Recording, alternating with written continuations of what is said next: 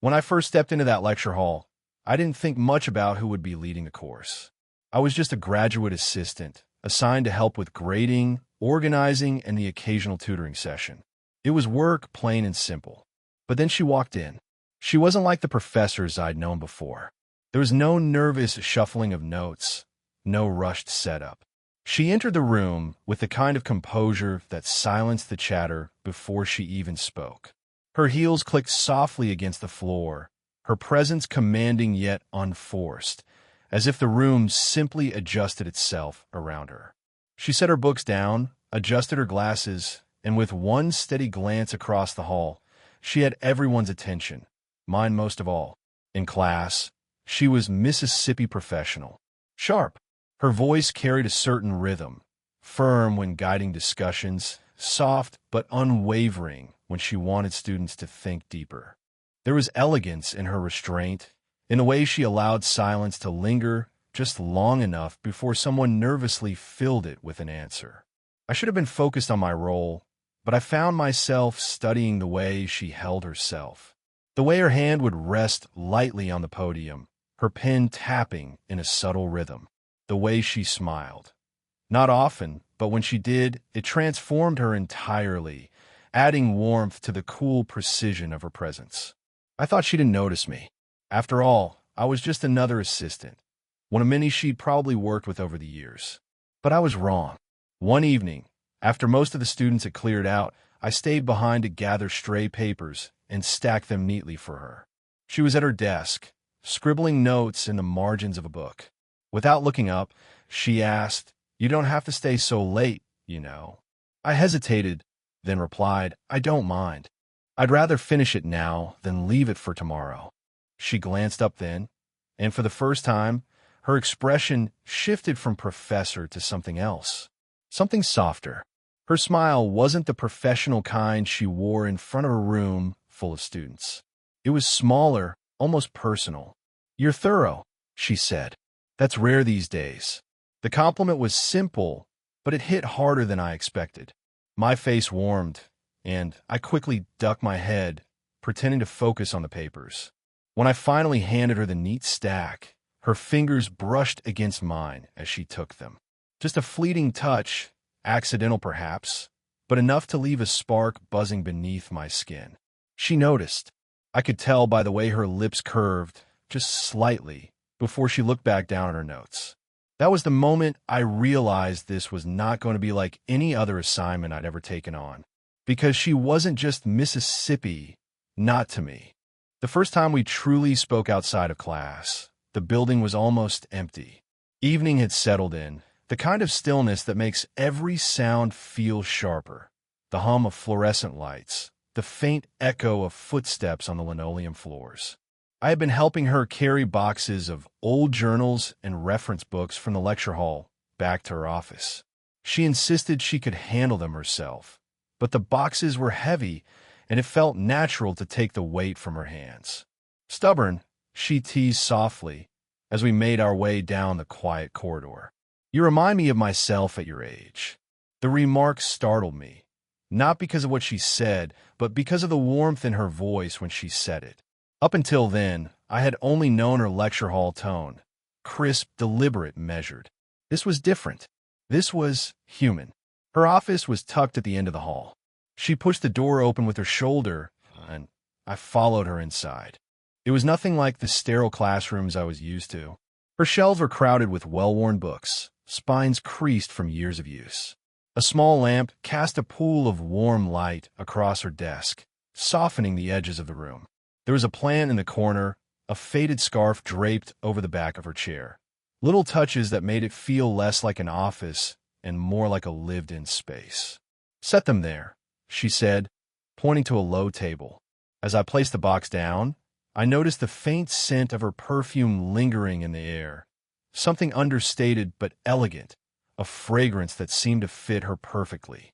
She lowered herself into her chair, leaning back with a sigh. "Do you ever get tired of these walls?" she asked suddenly, glancing at the stacks of paper surrounding her. The question caught me off guard.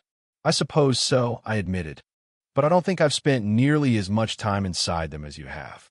Her laugh was soft, genuine, the kind that carried a hint of weariness. True, sometimes I wonder if I'll ever know what it feels like to leave all this behind, even for a little while. The work doesn't end, it just rearranges itself. I sat down in the chair across from her, hesitant but curious. So what do you do when you're not here? She tilted her head, studying me with amused eyes. You mean when I'm not a professor? Yes, I said quickly, realizing how it sounded. I mean, what do you enjoy outside of all this? For a moment, she looked surprised by the question, as though it had been a long time since anyone had asked her something so simple. Then her expression softened. I read, she said, but not what you'd expect. Not theories or academic journals. Novels. Stories. I like getting lost in them. I like to travel too, though it's been a while. And I enjoy cooking, though I don't often have anyone to cook for these days. Her words hung in the air, tinged with something unspoken. Vulnerability, maybe. Loneliness, carefully wrapped in a casual tone. And in that moment, I didn't see the professor who stood at the front of a lecture hall. I saw a woman with her own quiet battles, her own private joys and disappointments. I found myself smiling. You make it sound almost ordinary. She leaned forward slightly, her elbow resting on the desk, eyes glinting with amusement. And you sound surprised. Maybe I am, I admitted. The silence that followed wasn't awkward. It was heavy, yes, but in a way that felt meaningful. As if both of us sensed the line between roles shifting just slightly. When I finally stood to leave, she thanked me for helping. But her voice carried that same warmth I had heard earlier in the hallway. The warmth that would stay with me long after I stepped out into the night air. And for the first time, I wondered what other parts of her I hadn't seen yet. From the very beginning, I knew she carried herself differently inside the classroom than outside of it. In front of 30 students, she was flawless, sharp lines, crisp voice, posture that didn't bend under anyone's gaze. She wore her professionalism like a second skin, and every word she spoke was deliberate. To me, she seemed untouchable in those moments, as though she belonged to another world entirely. But then there were the smaller moments, the ones that slipped through the cracks when no one else was paying attention. Like the way her eyes would flicker toward me if I stayed standing at the side of the room a little too long, as though checking to see if I was paying attention not to her words, but to her. Or how she would pause ever so slightly when handing me papers, her fingers brushing mine with what felt like intention, or maybe just coincidence. I kept telling myself it was nothing, that I was imagining it, until one afternoon, when the line between professional and something else blurred just a little too much to ignore. Class had ended, students were filing out, and I lingered near the front, waiting for her to finish answering a question from a straggler. When a student finally left, she looked up at me with a smile that was different from the one she wore moments ago. "Still here?" she asked. "I thought I'd help tidy up," I said, motioning toward the scattered handouts. She gave a small laugh. "You really don't know how to stand still, do you?" I shrugged, trying to hide the fact that her attention made me nervous. She walked over, gathering a few papers, and then, almost out of nowhere, she said lightly, almost in a whisper, in class, you really should call me Mississippi." The words shouldn't have meant anything. That was the rule. Respect, formality, professionalism. But then she leaned just slightly closer, her voice lowering, laced with something teasing. "But outside of class, you can call me anything you want." For a moment, I forgot how to breathe. I glanced at her, searching for the joke, the hint of irony. But she only tilted her head, watching me with eyes that seemed to sparkle with amusement. The heat rushed to my face, betraying me completely. She noticed. Of course she did. Her lips curved into a knowing smile. "You're blushing," she teased softly, and the sound of her laughter seemed to echo louder than the empty classroom around us. I scrambled for words, any words, but they slipped away. All I could manage was a nervous chuckle, fumbling with the stack of papers in my hands. Her hand reached out then, brushing mine as she took a folder from me. It was a small touch, innocent enough, but her fingers lingered a second too long. Long enough for me to feel the warmth of her skin against mine. Long enough for the air between us to feel charged. And just as quickly, she pulled back, her composure sliding back into place as though nothing had happened. But I knew something had shifted, because she had drawn the line herself. Missing class, but outside of it, anything I want. And suddenly, every look, every word, every accidental touch seemed less accidental. It was late again, too late, probably, for either of us to still be in the building. The corridors were empty, lights dimmed except for a few buzzing fixtures overhead.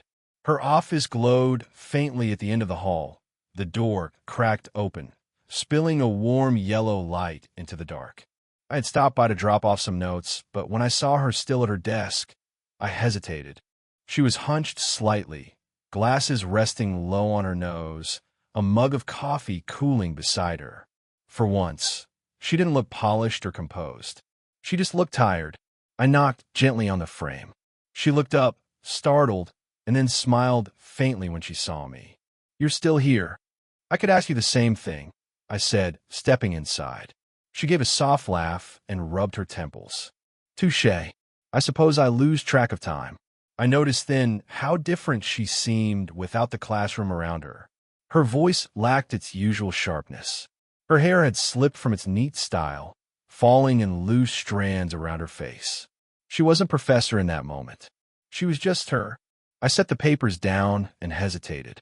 "You look like you need a break." "Do I?" she asked, almost amused. She leaned back in her chair and sighed, staring at the ceiling. "It's always the same.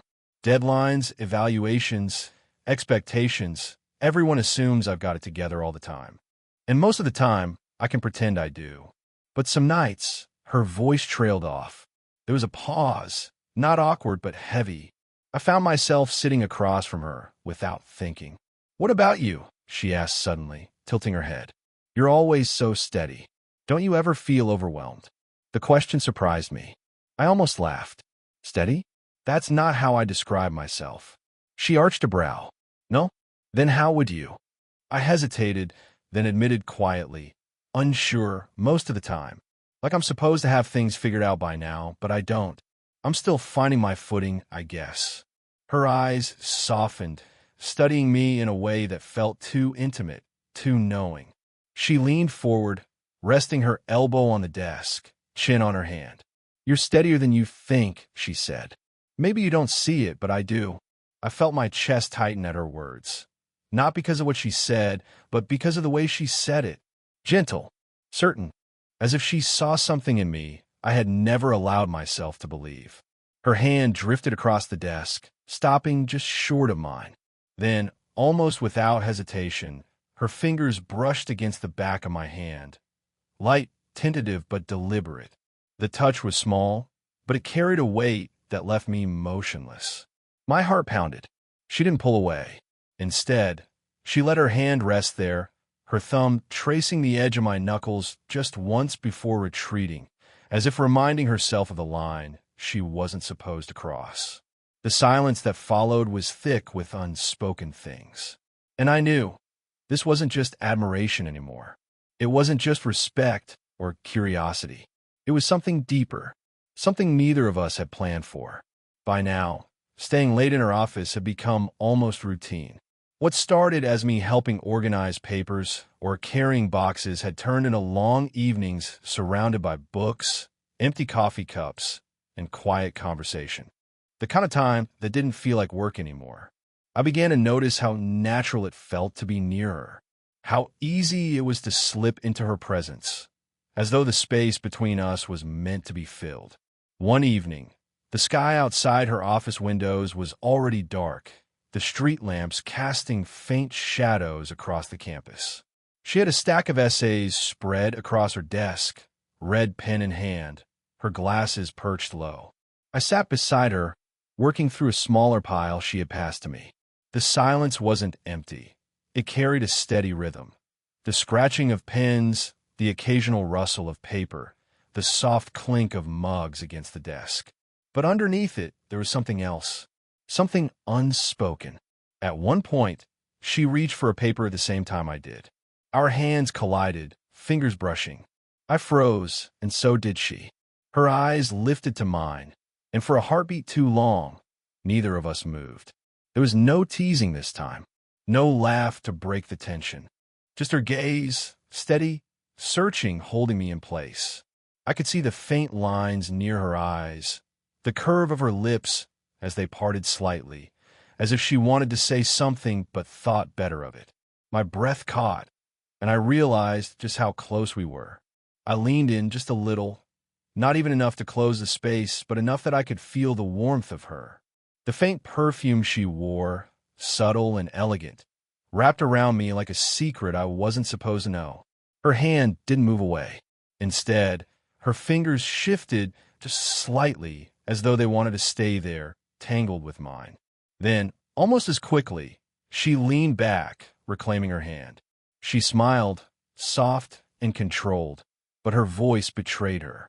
It was quieter than usual when she said, "You should be careful. Someone might think you're distracted." I managed a nervous laugh, though my heart was still racing. Maybe I am. Her eyes lingered on me for a moment longer before she turned back to her papers, her composure sliding back into place. But the air in the room had shifted.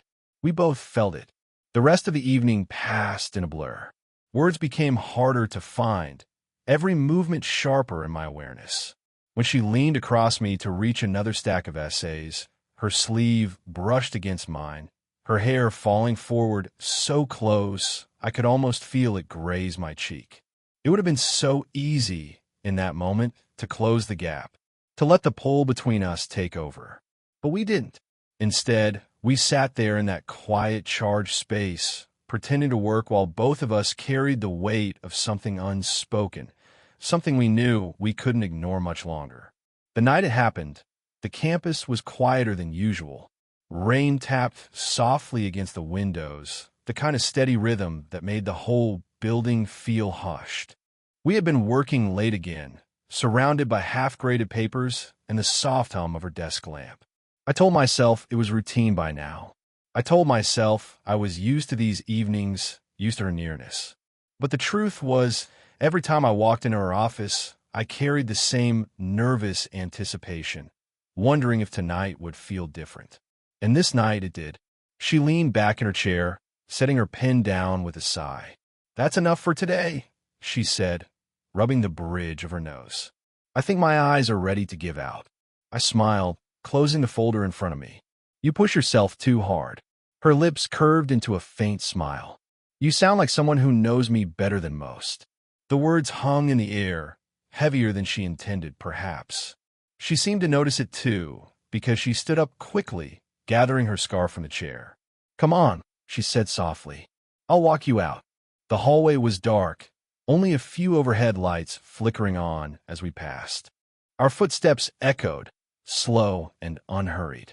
When we reached the doors, she stopped, turned to face me. "Thank you," she said, her voice low, "for staying. For everything, really." I shook my head. "You don't need to thank me. I want to be here." Her eyes lingered on mine, then, studying me in that searching way of hers, as though weighing something unspoken. I felt the air shift between us, charged, expectant. She stepped closer, her hand brushing down the sleeve of my jacket, as if smoothing a crease that wasn't there. The touch was light, deliberate, her fingers resting for just a moment too long. "You don't have to be so nervous with me," she whispered. Her voice, soft, reassuring, almost intimate, sent a rush of warmth through me. My throat tightened, words caught somewhere between my chest and my lips. Before I could respond, she leaned in, slowly, deliberately. Her cheek brushed mine, the faintest graze of skin against skin. And then, just at the corner of my mouth, she pressed a lingering kiss. Not hurried, not hesitant, gentle, certain. My breath caught. The world seemed to narrow to that single point of contact, the warmth of her lips, the steadiness of her hand still resting on my arm. When she pulled back, she didn't look away. Her eyes held mine, her expression soft but unguarded in a way I had never seen before. Neither of us spoke. We didn't need to. The silence between us was full, charged with the truth we had both been circling for so long. Something had changed, irreversibly. And though the line we had tiptoed around for weeks was finally crossed, it didn't feel wrong. It felt inevitable. After that night, everything felt different. Not because the world around us had changed, but because we had. The air between us carried a new weight, a quiet certainty that couldn't be unspoken. And yet, the next day, she still walked into class with the same composure. She still stood at the podium, commanding respect, her voice clear and steady. To everyone else, nothing was out of the ordinary. But I noticed a difference. The way her eyes lingered on mine for just a fraction longer than they should. The way her smile softened when no one else could see. We didn't need words to acknowledge it. We both knew. That evening, I found myself back in her office, the door closed against the world outside. The desk lamp cast its familiar pool of warm light, papers scattered across the surface, though neither of us seemed concerned about them anymore. I sat close to her, closer than before, without hesitation this time. Our chairs nearly touched, the space between us deliberately gone. Her hand rested on the arm of my chair, fingers just within reach of mine. Without thinking, I slid my hand over hers. She didn't pull away. Instead, her fingers turned, curling to fit perfectly with mine. For a long moment, we sat like that, saying nothing, just listening to the quiet hum of the lamp and the faint patter of rain against the windows. She broke the silence first, her voice soft but certain. In class, I'll always be Mississippi. That's the role, the title, the mask, if you want to call it that. I glanced at her, searching her face. There was no hesitation in her eyes, only honesty. But here, she continued, squeezing my hand gently, with you, I don't need a title. Her words settled into me like an anchor, grounding me in a way I hadn't expected. It wasn't just about desire or the thrill of crossing a forbidden line. It was about something steadier, something real. I let out a breath I hadn't realized I was holding. Then here, I whispered back, I don't want you to be anyone but yourself. She smiled then, not the professional smile, not the polite curve of lips she wore for students. This was different, softer, vulnerable. I leaned toward her, and this time there was no hesitation, no retreat. Our foreheads touched lightly, a small gesture that carried more weight than words ever could. I felt her hand tighten in mine, steady and warm, and for a moment, the rest of the world disappeared. No lecturos, no taitas, no lines we weren't supposed to cross. Just her, just me, just the quiet truth that somehow, against every expectation, we had found each other. And as I sat there beside her, fingers entwined, I realized something that both terrified me and gave me peace. This wasn't the end of our story. It was the beginning.